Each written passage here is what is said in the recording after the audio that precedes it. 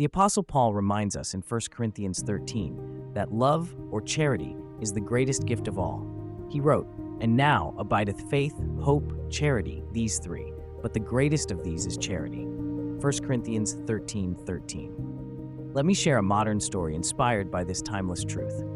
In a busy city, there lived a man named James. One cold winter morning, James passed an elderly woman struggling to carry her groceries. Though he was rushing to work, he stopped, smiled, and offered to help. "Thank you," she said, her voice trembling. The elderly woman, grateful for James's kindness, decided to pass it on. Later that day, she baked cookies for her neighbor, a single mother struggling to make ends meet. The neighbor, touched by the gesture, spent the evening helping her child study for a test. That child, inspired by the love shown to her family, performed well on her test.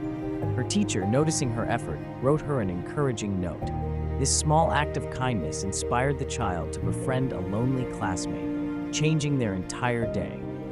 Like ripples in a pond, love transforms lives in ways we may never see.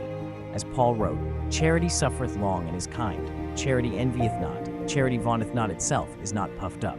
1 Corinthians 13, verse 4. Love in its purest form is selfless and enduring.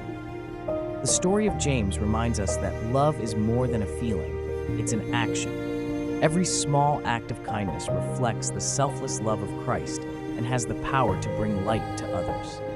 Let love guide your actions, faith, hope, and charity. But the greatest of these is charity.